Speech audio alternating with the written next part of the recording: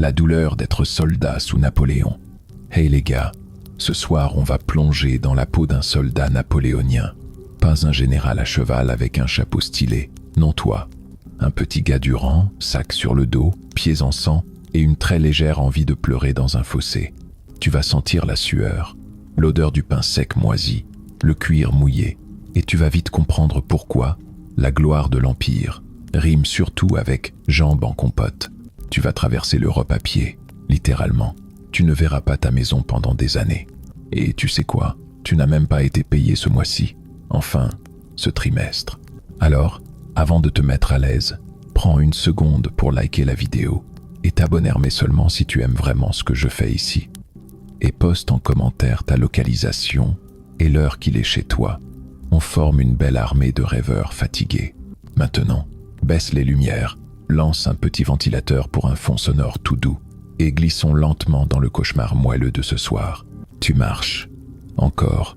Tes pieds sont deux pierres douloureuses, coincées dans des bottes trop petites, déjà percées. Tu les as échangées contre celles d'un cadavre il y a 3 semaines, meilleures que les tiennes. À peine. Le vent de janvier cingle ton visage. Tu ressembles plus à une momie qu'à un soldat. 3 écharpes, un vieux foulard piqué à un bavarois et une couverture enroulée autour du torse, nouée avec un bout de corde. T'as pas lavé ton corps depuis le Danube. Tu veux savoir ce que c'est, être dans la grande armée. C'est partager ton pain sec avec des rats, rire comme un idiot devant une soupe chaude et trouver de la paille sèche dans une grange abandonnée et penser, sincèrement, que c'est le paradis. Tu dors dans la boue, tu dors sur des cadavres, tu dors parfois debout, adossé à un arbre. Quand tu dors, parce qu'il y a des nuits entières où tu marches, encore, toujours. Napoléon veut aller à Vienne, puis à Ulm, puis à Austerlitz. Et toi, tu veux juste une pause pipi. Et pourtant, tu continues. Parce qu'un gars derrière toi, un sergent grognon, crie toutes les 5 minutes que le dernier sera fusillé. C'est peu, être une blague. Peu, être pas. Tu as 19 ans, enfin, officiellement. Tu t'es vieilli de 2 ans pour être accepté. Et maintenant tu regrettes. Fort. Tu portes un sac de toile qui pèse 1 tonne. À l'intérieur, une chemise de rechange sale aussi, une cuillère en bois, un crucifix fendu et un mouchoir de ta sœur. Elle ne sait pas où tu es. Tu ne sais même pas où tu es.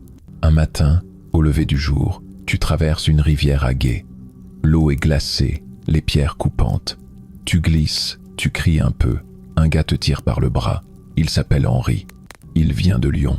Il a un accent chantant, des dents de travers et une flasque planquée dans sa veste. Henri va devenir ton frère de misère. Il t'apprend à cuire du cuir bouilli. Il t'apprend à voler des œufs à la ferme, sans se faire repérer. Et surtout, il t'apprend à faire semblant de rire quand t'as juste envie de hurler. Un soir, vous vous arrêtez dans un village morave. Les habitants ont fui. Vous trouvez un pain sec et un chat cuit dans un chaudron. Personne ne pose de questions. Tu manges, tu mâches. Tu penses au pot-au-feu de ta mère. Et tu ne dis rien. Les semaines passent. Chaque jour ressemble au précédent. Marcher, tomber, se relever, marcher. Parfois, il neige, parfois, il pleut, et parfois, tu passes devant des charrettes remplies de blessés. Tu ne sais pas d'où ils viennent, ni ce qu'ils ont vécu. Tu sais juste que tu n'as pas envie de finir comme eux. Historiquement, la Grande Armée comptait plus de 600 hommes au sommet de sa puissance. Une machine colossale, avalant des pays entiers sous ses bottes. Mais toi, tu ne vois pas d'empire. Tu vois juste un champ sans fin, un ciel sans couleur et un bout de pain noir à moitié gelé. Un jour, tu entends dire que l'empereur est passé à 10 kilomètres de là. Tu ne l'as pas vu, mais on raconte qu'il a regardé droit, devant, avec ce regard-là. Ce regard froid qui dit « Continuez, marchez, gagnez ». Tu te demandes s'il a déjà eu des ampoules. Spoilé, probablement pas. Tu n'as pas de montre. Tu devines l'heure au soleil, quand il n'y a pas de nuages. Tu devines le nord grâce à une mousse sur les arbres. Tu t'orientes à l'odeur du feu de camp. Et surtout, tu suis, toujours. Un jour, un gars de ton peloton disparaît. On pense qu'il s'est enfui, ou qu'il a été emporté par la dysenterie, ou mangé par des loups. Personne ne cherche à savoir. Vous avez appris à détourner le regard. Tu tombes malade, une fois. Fièvre, toux, frisson. Tu te roules dans ton manteau, tu trembles pendant 3 jours. Henri te donne ses dernières miettes de biscuits militaires et tu survis, parce que tu n'as pas le droit de mourir ici, pas encore. À force de marche, tes orteils noircissent. Tu les frictionnes avec de la graisse animale ou du vieux savon. Tu ne sais même plus ce que tu mets, mais tu refuses de les perdre. Un jour, miracle, un général passe à cheval et annonce « Demain, halte de 2 jours ». Vous criez, vous riez, certains pleurent. 2 jours sans marcher, c'est Noël. Même s'il n'y a pas de feu, même si vos chaussettes sentent le cadavre, tu profites de la pause pour écrire une lettre. Tu as du charbon, un coin de tissu et un genou sec pour t'appuyer. Tu écris à ta mère « Je suis en vie, je vais bien ». Tu mens, mais c'est un mensonge doux.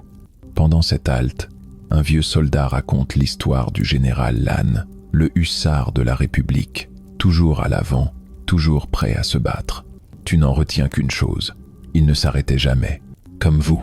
Et toi, tu rêves d'une soupe chaude, d'un lit avec des draps, d'une chanson qui ne parle pas de canon ou de baïonnette.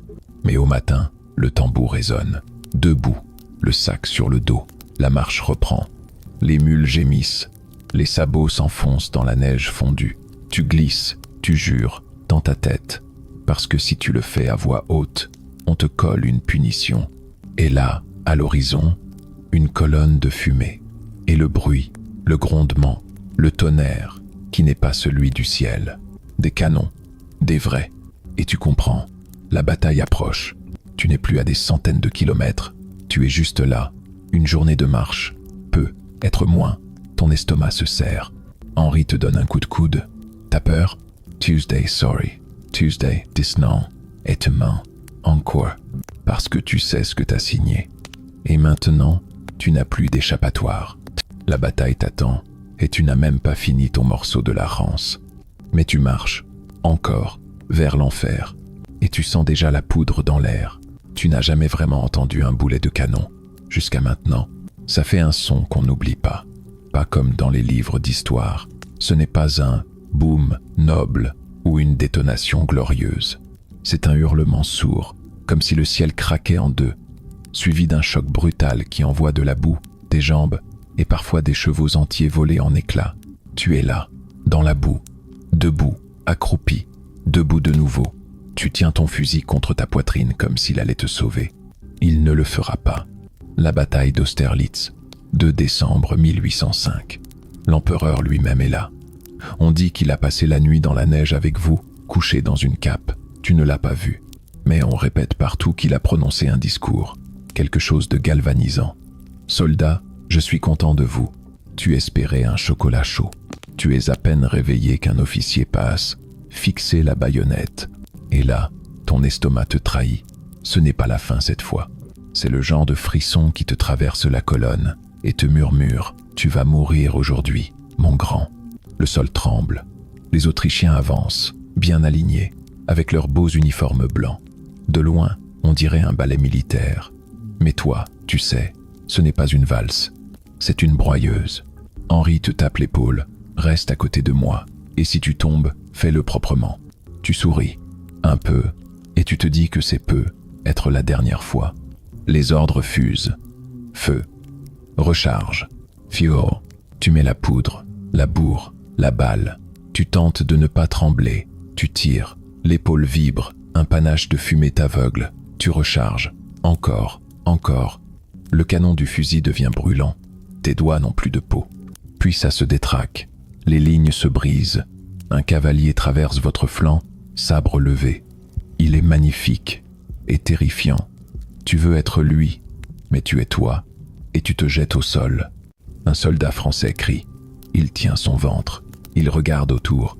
Personne ne s'arrête. Tu fais pareil. Tu continues. Tu tires. Tu cries. Tu ne sais plus sur qui tu tires. Juste que tu dois survivre les 30 prochaines secondes. Un instant, tu perds Henri. Il n'est plus à côté. Tu paniques. Tu tournes sur toi-même. Puis tu le vois, recouvert de suie, le casque de travers, mais vivant. Il crie ton nom. Tu ne savais pas qu'il le connaissait. Et puis, silence. Pas un vrai silence, mais un de ces instants suspendus où même les bombes semblent hésiter. L'empereur a ordonné une manœuvre, quelque chose de brillant. Les historiens adorent ce moment, la perfection tactique de Napoléon. Toi, Tu appelles ça la pause pour respirer. Mais elle ne dure pas. Les canons tonnent de nouveau. Cette fois, juste à côté. Tu te prends un éclat de bois dans la cuisse. Pas profond, mais assez pour saigner. Tu restes debout. Tu n'as pas le choix. Un général passe à cheval, le bicorne couvert de boue. Il hurle un ordre que personne n'entend. Son cheval glisse, tombe, lui avec. On ne les revoit plus. Tu penses à ce que tu faisais l'an dernier. Tu étais boulanger. Tu pétrissais la pâte avec ton père. Tu te plaignais que ça sentait trop la levure. Tu donnerais un bras pour une miche chaude aujourd'hui. Un truc bizarre. À force de voir la mort partout, tu commences à ne plus y faire attention. Tu marches sur un bras sans scier. Tu enjambes un cavalier sans tête comme s'il dormait. Tu vis dans une peinture de Goya, mais version boueuse. À un moment, tu perds ton fusil.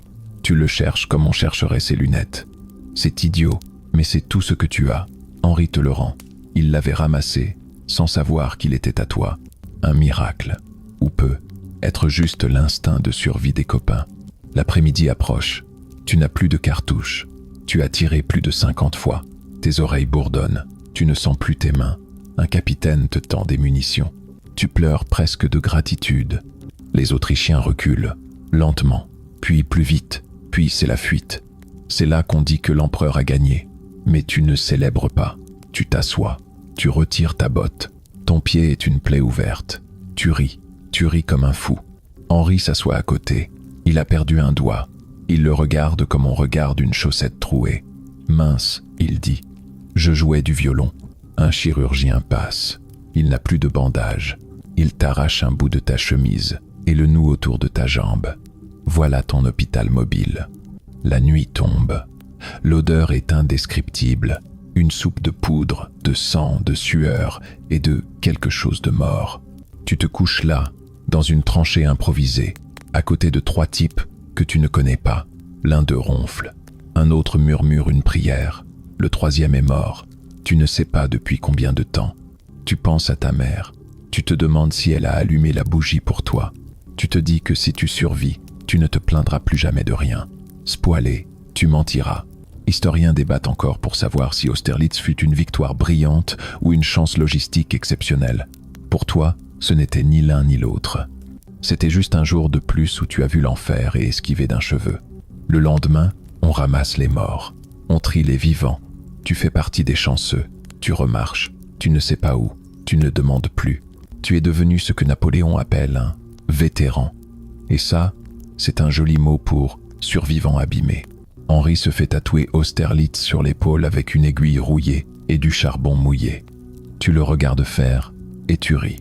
Tu ne sais pas pourquoi. Peut être parce que le simple fait de rire est une victoire. Et tu reprends la route avec un fusil cabossé, un cœur plus lourd et un silence qui t'accompagne partout, même quand les tambours résonnent. Tu sais maintenant ce que c'est, une vraie bataille. Tu sais ce que c'est d'avoir envie de pleurer et de pisser en même temps. Et tu sais que ce n'était que le début, parce qu'on murmure déjà un autre nom, un autre front, une autre marche, un autre hiver. Tu ne sais pas encore qu'un jour, ce sera la Russie. Mais ton corps, lui, le sait déjà. Ton pied s'infecte. Pas tout de suite. D'abord, ça gratte, puis ça gonfle. Ensuite, ça devient violet. Et enfin, ça sent, comme du fromage oublié dans une tranchée. Mais tu continues à marcher. Parce que c'est ça, être soldat. Tu marches sur l'infection. Tu marches sur la douleur. Tu marches jusqu'à ce que tu tombes. Et quand tu tombes, on te traîne jusqu'à l'arrière, jusqu'au poste de secours.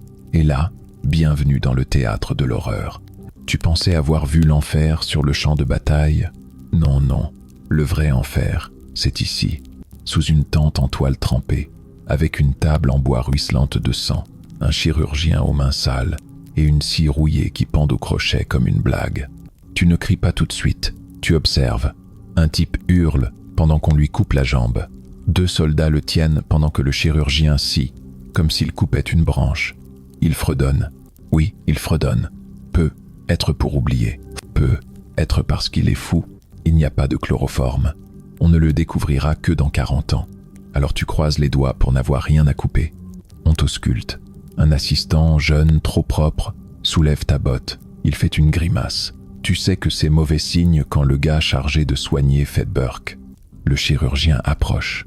Il s'essuie les mains sur son tablier taché de sang séché. Il te regarde, te pince la peau et lâche. On garde. Tuesday respires. C'est la meilleure phrase que t'aies entendue depuis des semaines. Il désinfecte ta plaie avec « Tiens-toi bien », de l'eau de vie, et tu cries. Pas un petit cri poli, un cri de l'âme. Tu découvres des octaves que tu ne soupçonnais pas.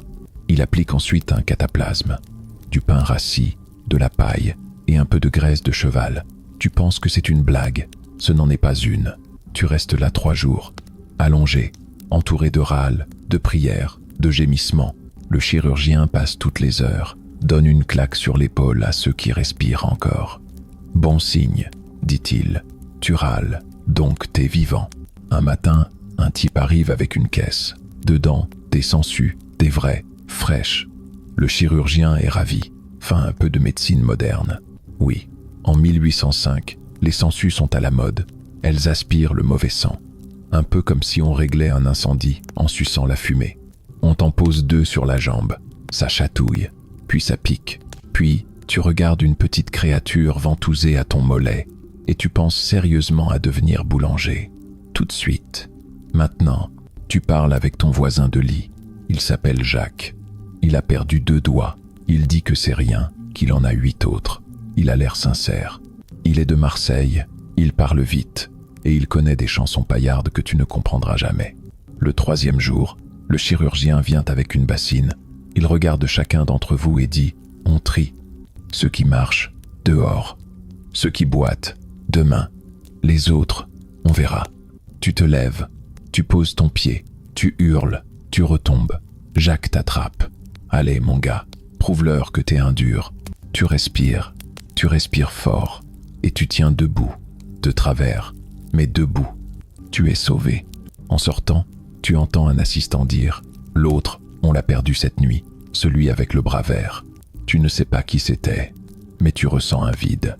Tu retrouves Henri. Il a une cicatrice fraîche sur la joue, un éclat d'obus. Il te sourit, te tend une gamelle. Dedans, de la soupe. Enfin, de l'eau chaude avec un navet et une plume. Tu manges, tu pleures, tu ne sais pas pourquoi. Peut être parce que tu es encore en vie. On te raconte qu'à Iéna, le mois dernier, des soldats français ont combattu avec des pansements en papier. Littéralement, des compresses faites avec des pages de journaux allemands. Historiquement, c'est vrai, parce qu'en 1806, on commence déjà à manquer de tout. Les docteurs improvisent. Un jour, un gars du 4e régiment perd un œil. On lui remplace par une bille de bois. Il l'a peint lui-même. Il cligne beaucoup trop, mais ça lui donne un certain style.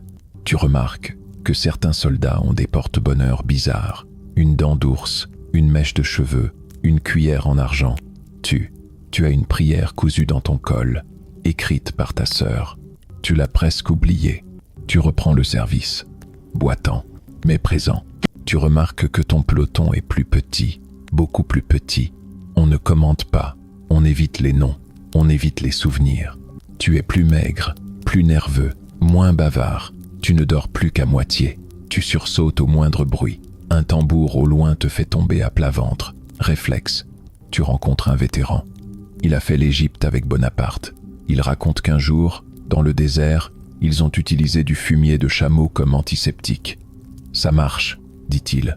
Tu le crois? Tout marche, ici. Henri fait une infection à la dent. Sa joue triple de volume. Un gars du bataillon tente de l'aider avec un clou chauffé au feu. Henri crie si fort qu'on pense à une attaque. Il survit, mais il n'a plus de molaires. Il dit que ça l'allège. Il rit. Tu ne ris pas. Certains soldats deviennent étranges.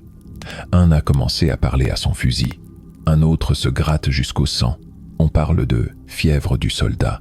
D'autres disent juste « il a vu trop de choses ». Tu croises un vieux curé qui suit l'armée. Il t'offre une croix en bois. Tu la gardes. Tu ne crois plus à grand-chose, mais elle est jolie. Et puis un jour, la marche reprend, vers l'est. Encore. Tu ne demandes pas pourquoi. Tu marches, et c'est tout. Les plaies cicatrisent, lentement. Tes cicatrices racontent déjà une histoire, une que tu n'as même pas commencé à comprendre. Tu es un homme neuf, fendu, rafistolé, mais debout. Et tu sais maintenant, être soldat, ce n'est pas que tirer, c'est attendre, souffrir, Et quand tu tombes, prier pour que le chirurgien n'ait pas trop bu ce matin-là. Tu es vivant, bravo, mais tu n'as pas de quoi t'en vanter. Après la boue, le feu et le sang, voilà maintenant l'autre visage de la guerre napoléonienne. L'ennui, la crasse et le froid qui s'incrustent jusque dans tes os. Tu es en poste, quelque part dans la campagne polonaise, ou peut être en Silésie ou en Prusse. Franchement, tu ne sais plus. Il y a des vaches, un clocher au loin et beaucoup trop de vent. Et surtout, il n'y a rien à faire. Tu aurais pensé que l'armée, c'était de l'action, du panache, des tambours et des drapeaux qui claquent au vent. Et parfois oui, mais le plus souvent, tu attends, des jours, des semaines, et tu t'ennuies tellement que tu commences à parler aux corbeaux. Tu es logé dans une grange à moitié effondrée avec 10 autres gars. Vous avez une couverture pour 2, et elle sent la chèvre. Il y a un trou dans le toit. Tu mets ton bonnet, ton mouchoir, tes chaussettes dans tes gants, et tu grelottes quand même. Le matin, tu fais la queue pour de l'eau. Elle est gelée. Tu la frappes avec ton fusil pour briser la glace. Tu en bois un peu. Elle a goût de fer et de paille.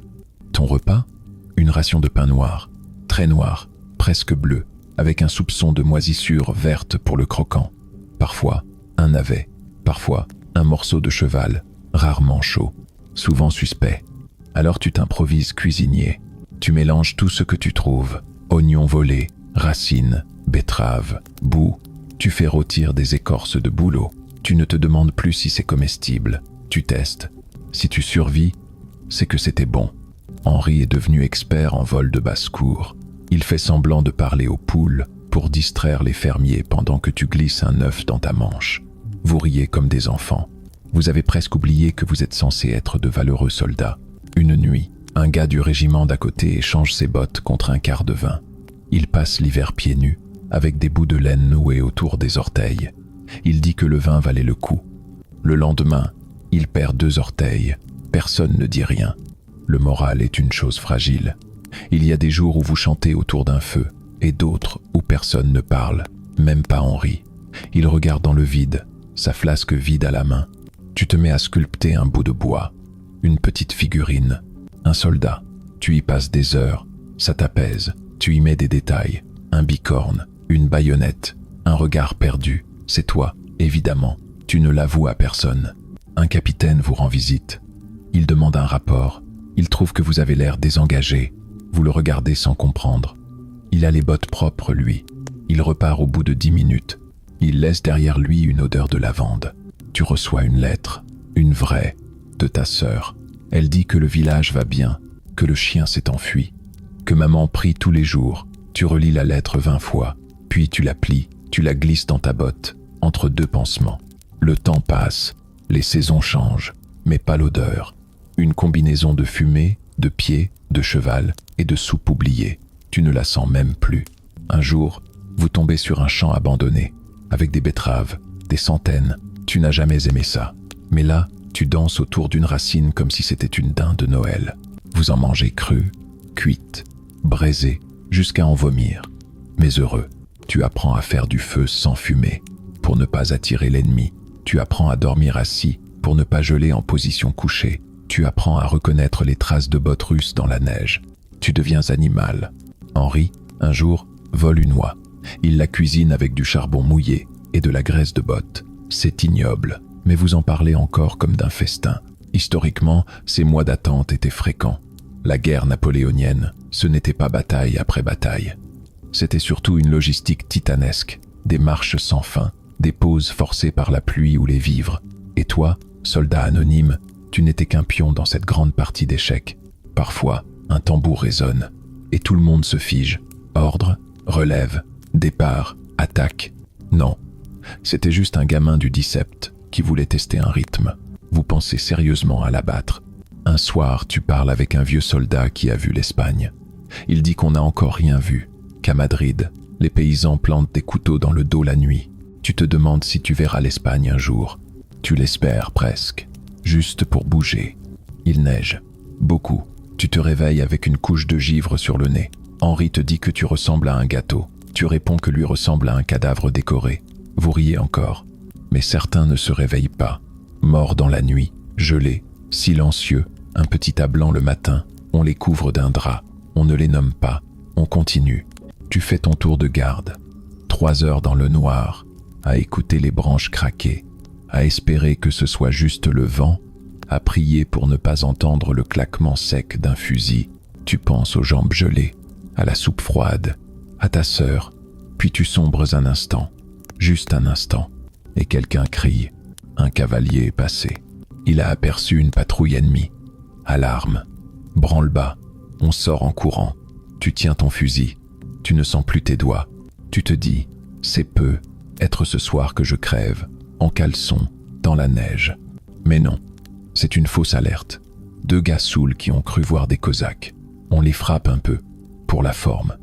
Les jours suivants, tout se répète. Encore, encore. Tu deviens lent, calme, vide.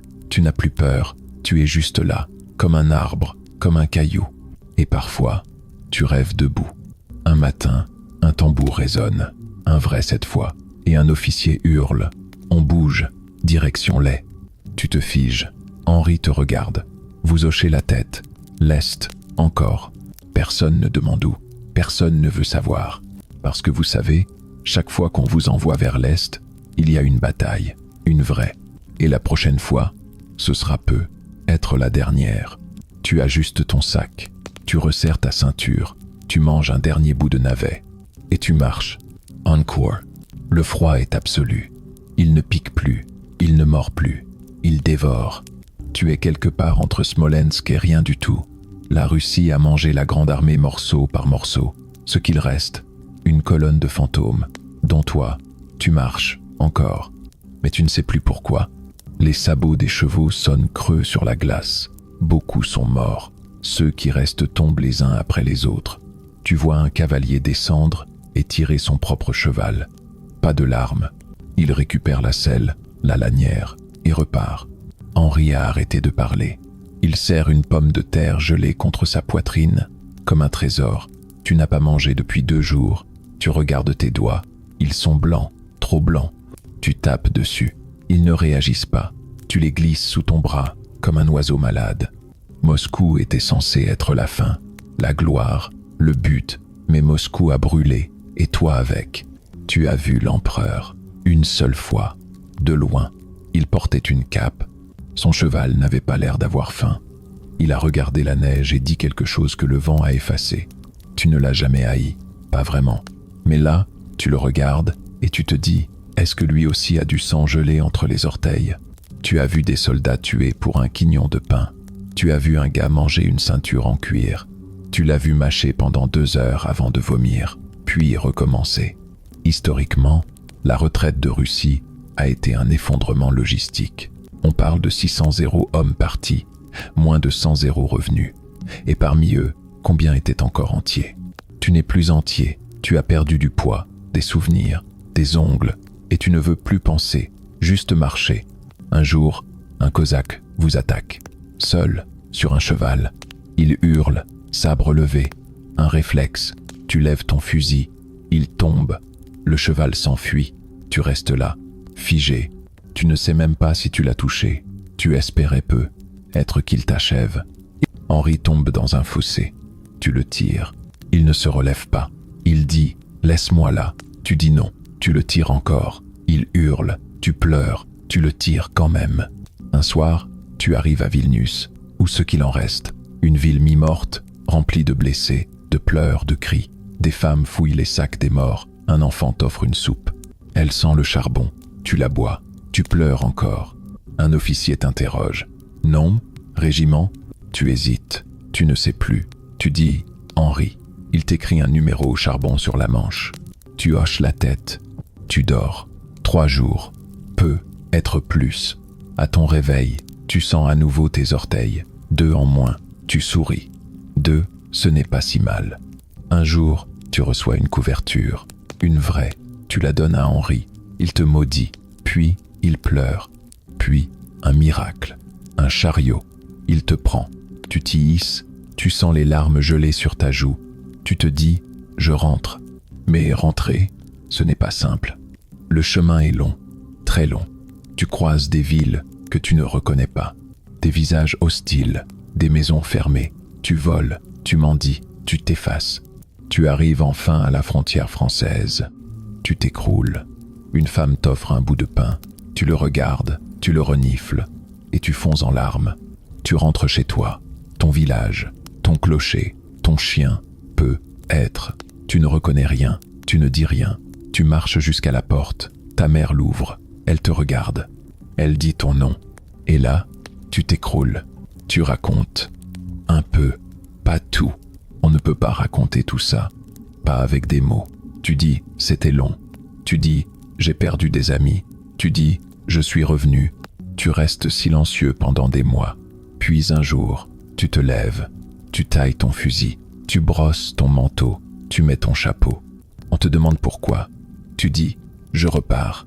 Parce qu'après tout ça, après tant de douleurs, de pertes, de marches, tu n'es plus qu'un soldat.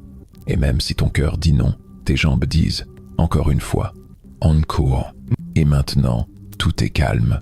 Tu es rentré, tu as survécu, tu respires lentement, profondément. Tes bottes sont rangées, ton fusil est suspendu. Il n'y a plus de tambour, plus de cris, plus de froid. Tu sens la chaleur d'un feu qui crépite doucement. Tu es allongé. Tes muscles sont lourds, mais reposés. Ton esprit, lui, flotte paisiblement, entre rêves et souvenirs. Les douleurs se dissipent, les hurlements s'effacent. Il ne reste plus que des images floues. Un champ enneigé, un regard entre deux tirs, le goût d'un pain volé, un rire étouffé dans une grange. Tous ces morceaux de toi, éparpillés à travers l'Europe, reviennent doucement se poser, comme des flocons sur une fenêtre. Tu as traversé l'Empire, tu as vu l'ombre et la lumière, et maintenant, tu peux enfin poser ton sac, fermer les yeux, laisser ton souffle ralentir. Il n'y a plus de marche, plus d'ordre à suivre, seulement toi, ici, maintenant. Pikes. Alors repose-toi, détends ton visage, laisse ta mâchoire se desserrer, tes paupières s'alourdir, laisse-toi aller, tranquillement, doucement, car même les soldats méritent de dormir. Et cette nuit, tu n'as rien à craindre.